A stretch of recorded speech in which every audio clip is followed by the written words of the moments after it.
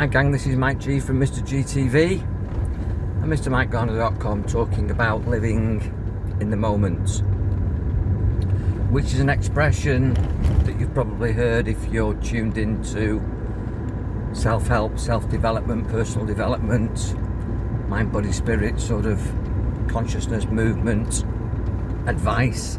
Live in the now, embrace the present, it's a present, and all that sort of stuff. But it sounds very good, but practically on a day-to-day basis, getting real around it, what does it really mean? Over the last sort of 30-40 years of my life, I've discovered that I've been many people, and so have you been. I don't want this to be all about me, but I can only teach from my life story, so bear with me. You are many things, aren't you? You know, the person watching this, you,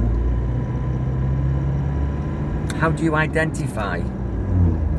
You're possibly a mum, a dad, a brother, a sister, an auntie, an uncle, a grandparent. You've got a job, so you had a job title. Maybe you've not got a job, so that gives you a title, unemployed or stay at home mum or dad, or retired, or unemployable, or there's a whole load of labels, isn't there? You're somebody's next door neighbour. Some people, you're their client, their friend, their enemy. And to be these people probably means that you have to have as many personalities as you have titles. What I'm going to say to you is two things. As best as you can be the same personality in all those roles. You might have heard me say before that you'll very rarely catch me out. The way you see me, whether you like me or not, and that's none of my business, with the greatest of respect. I can't dictate if you like me or not. I can't have any influence on my reputation, because if I'm doing a presentation to 3 people, 300 or 3,000 people, I've got no idea how my content's being received or how you perceive me delivering that content, whether it's entertainment or as a therapist. And it's the same for you. You can only be you, and I'm suggesting that you just become one you, and you become really good at that. I started to say that you'll not catch me out. I behave in this way, talking to you, whether it's driving, whether it's making a brew on my presentations, whether I was in a corporate meeting with top CEOs, whether it's a holistic thing, mind, body, spirit, sort of like naturopathic, homeopathic thing, or whether I was in front of a board of directors for a hospital. I've worked with GPs, I've worked with senior sisters, I've worked on surgical wards, gynecological wards, orthopedic wards, maternity wards. This is what you get. And I'm telling you that because I want you to consolidate your personality and be happy with that personality, like who you are. Create an avatar of yourself, an emoji if you like, and then live up to that brand. Just be the best brand that you can be the best you that you can be. And of course, you know, at work I've got a different vocabulary in terms of jargon. I don't sort of talk about mental health in a setting where that's not appropriate, in the same way I don't tell jokes in a clinical setting unless it's for the amusement. In other words, you know, you've got different files in your mind that you access in different settings, different environments. But you as the person delivering it should always be the same you. Your personality. You shouldn't become authoritarian in one role, super assertive in another role, and submissive in another role, sarcastic or compassionate as a duality, angry or easily upset, and then indifferent in another setting or with another crowd or group of people or individual, because there's no consistency there. I always say you should behave in a way as if a reality TV film crew were following you. Don't say anything or do anything that you'd be ashamed of, that you wouldn't be able to show your kids, your parents, or your mates at work. Don't behave out of work in a way that's, if revealed at work, it would let you down, and equally so, don't behave at work in a way that's totally different to the way that you are with your family and friends. It's hard work doing that. So that's the first thing. And the second thing is that in all these roles and all these functions, don't rush your life to get through this stuff for something that's next. Live in the now, which is where I started. Live in this present moment.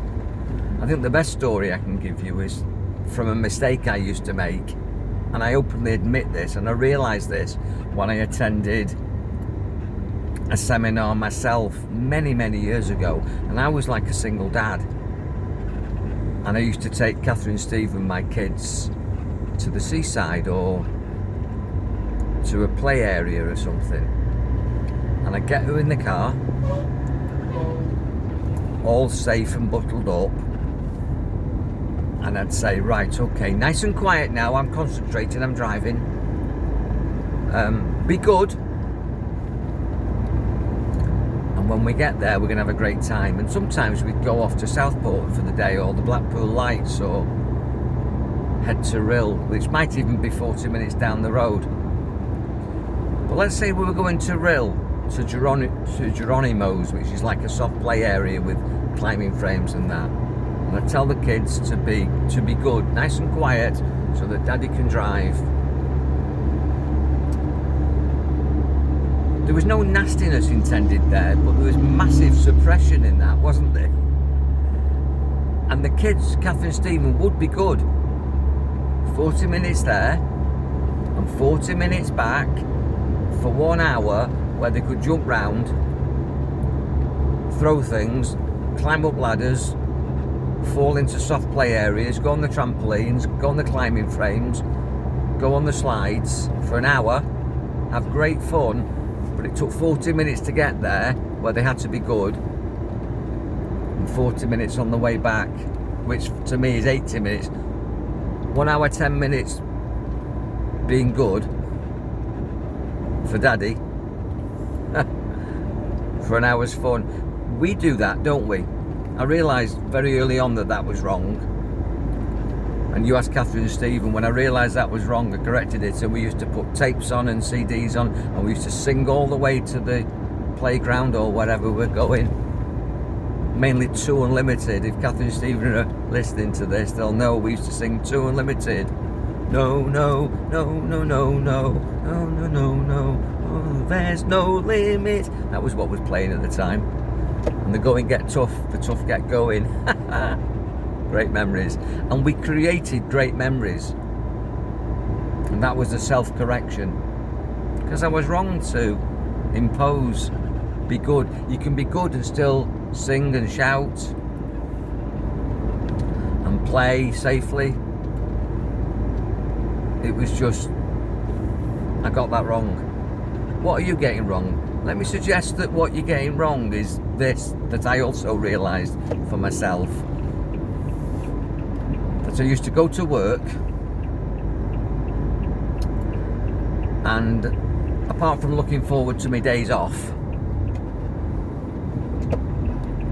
I used to look forward to my holidays. I was quite blessed. I got 5 weeks a year, and I got service days the longer I worked for the AA. So you get five weeks and 2 days and that. Woohoo! And I realised that, you know, I could, if you like, do that. I could be, I'm just crossing a junction here now, so I'm focusing on this. Be quiet, be good. No, that's a joke. Basically what I'm saying is that, you know, if you're in a job you don't like, luckily I love my job with the AA, but if I was in a job I didn't like, just to pay me wages and just to wait for weekend or wait for my holidays, I was basically miserable for 47 weeks of the year for my 5 weeks holiday. That's not living in the present. When I've mentored and done development with people who've been factory workers who possibly do a repetitive conveyor belt job on a line, and they're basically numbed out of it because it's just repetitious. It's just same, move along, same, move along. Yeah? And apart from smoke breaks, coffee breaks and lunch breaks or whatever they get, they basically switched off to the job because it's not stimulating. It's just repeat. I used to say to them, look, this is your life. You might be protecting yourself by zoning out, but you can still be present in that moment and enjoy it and appreciate that doing that job is giving you the lifestyle that you enjoy. So enjoy it today, don't just wait for your holidays. You know, I was in an industry where I did maybe 8-10 breakdowns a day, and each one was a different story, a different vehicle, a different person broke down. So I broke the day up into a series of driving to the job, fixing the job or not, and recovering the job, enjoying the moment. I'm coming back to the UK in 5 days' time. I've got a job on my hands at the moment, packing my suitcases, getting my paperwork ready, bringing what I need. That's a job which I'm enjoying. And then I'm going to get a taxi to the airport. I'll enjoy that journey in that moment. I'll enjoy my time checking in. I'll enjoy Bangkok airport. And I'll be on high alert in case something goes wrong. And I've got everything in order. And trust me, I'm not the most organised person. I really do need a PA, but I haven't got one. I do everything myself. So I take pride in taking my time, enjoying it. I don't curse these tasks. I get on with it. Because if I curse the tasks, I'm just cursing that moment. I embrace it, and I calmly do the things in the best possible way that I don't enjoy doing, so that I can be in the right frame of mind for the things that come along that I do enjoy doing. I don't want to spoil my day. And then I'll enjoy the flight, and I'll enjoy landing, and it's all set up in advance, and my daughter's meeting me at Heathrow Airport, and that becomes another event. It's a series of events, and I'm not going to be different. I'm not going to be different in the aeroplane talking to people if I do, or the way that I deal with the cabin staff or the check-in staff or at the gate boarding. You know, if things go wrong, I'm not going to get nasty. Because I wouldn't get nasty with my daughter and my son. I wouldn't get nasty with a client. Nastiness isn't in me. I'll leave you with this metaphor that if you squeeze an orange, what do you get out? Good question, isn't it? You get orange juice out, don't you?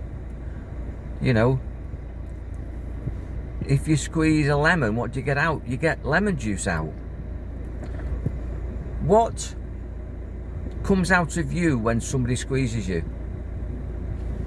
And I don't mean a hug.